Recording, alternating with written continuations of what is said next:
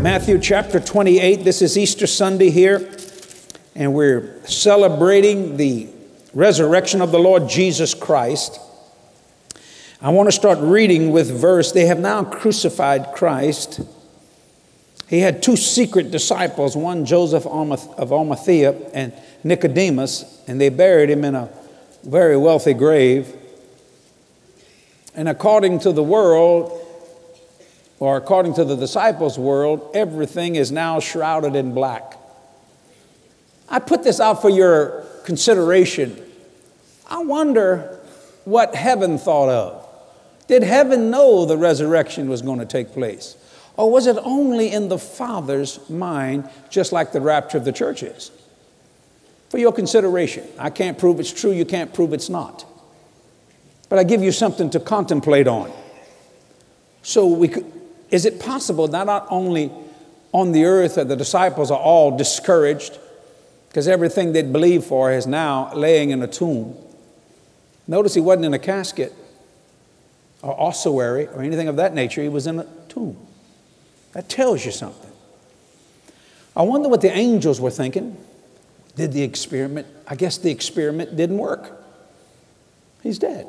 Yet there's two angels on assignment sent to the earth. One to fold his clothes and the other one to start an earthquake. One to proclaim the power of the resurrection. Maybe only those two angels in the whole heavens experience knew about it. Because God sometimes does things in secrecy. The Bible said the secret things belong to the Lord, Deuteronomy 29:29. So it's something to contemplate. So when a king dies, most of the time, things are shrouded in black. Here was the King of Kings, dead.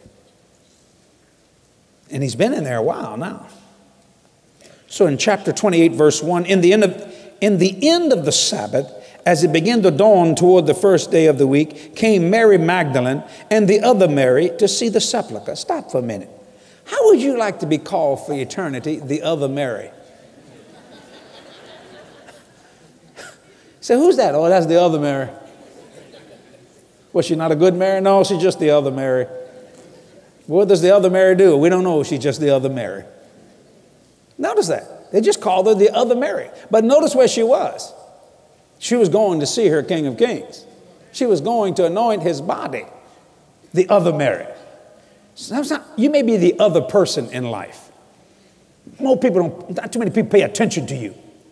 But notice this, you're exactly where you should be like everyone else. God's got just as much looks on you as he does on Mary Magdalene. The other Mary's there. That tells you something. Keep reading with me. And behold, there was a great earthquake, for the angel of the Lord descended from heaven and came and rolled back the stone from the door and sat upon it. Now, isn't that a blessing? I preached a sermon in probably 1981 called Sitting on Your Problems. Jesus had a problem. It was called the stone. So the angel just sat on it, crossed their legs and said, hello. What's holding you in your tomb? What's holding you back? Are you willing to let an angel from God sit on your problem so you can receive the fullness of what you rightly deserve? Belief in the resurrection is the dominant power of all Christian mankind. You're not a mere product of time. By putting on Christ, immortality has been given to you. A reservoir of vast spiritual energy is now available to you and me.